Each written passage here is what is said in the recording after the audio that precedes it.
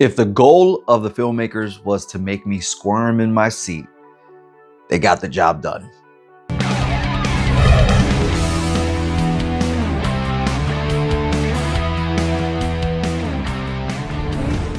What's going on, people? Alex Thorn here, and I'm just a rock and roller who in his downtime likes to watch movies while wearing a bandana.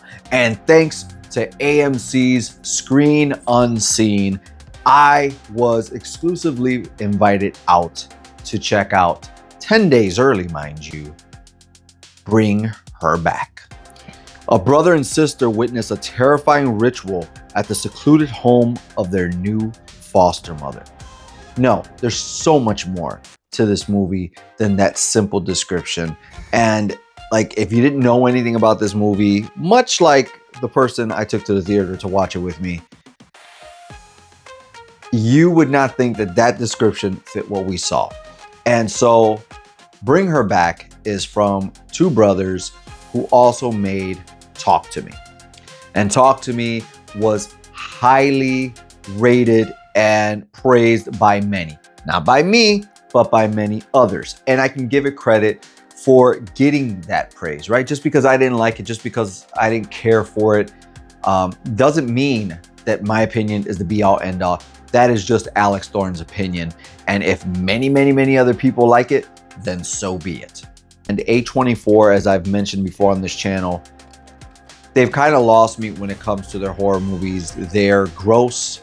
Now, Sora Wong, who plays Piper, does an incredible job at being caring in her role, at being this light in a very dark movie. Even though she's blind, you can just sense this kindness off of her throughout the entire performance in this movie. And when she's surrounded by Laura, the foster mother, and Ali, this mute child, she is incredibly standing out as something positive.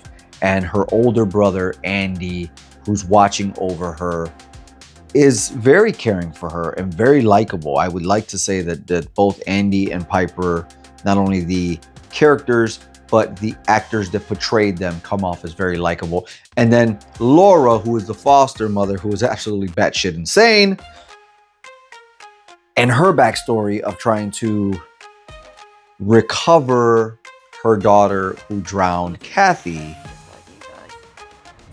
is very believable in her role, but she does a good job in her role. There's things that Laura is doing throughout the movie, which sets up the second act, which is her trying to do a lot of stuff to keep Piper. There's a threat of within 3 months, Andy is going to turn 18 and apply for guardianship of Piper. And in my immediate reaction short that I did to this, I mentioned Pet Sematary.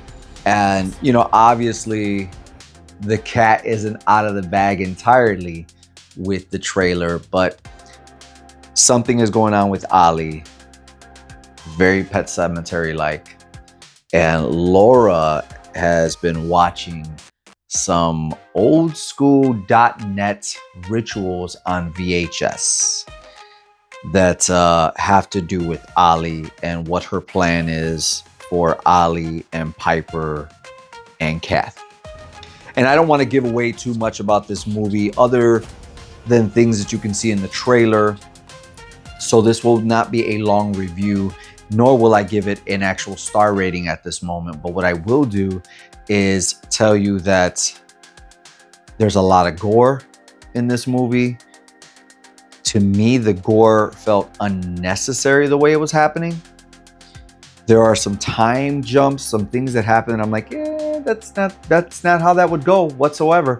But I will say this: I like this movie a lot more than I disliked Talk to Me from the same brothers. This movie is a slow burn. It takes a long time to get to where it's going, but when it gets there, you're invested. Okay, you are invested. All things are not clear in this movie, though. When we get to the third act, Even when those credits start to roll, things are not very clear about what's happening. There's something that happens in that third act that I completely, even now, wanting to tell you so badly, I disagree with. And I don't think it should have ended the way it did. I don't think there's certain thing that happened there that needed to happen.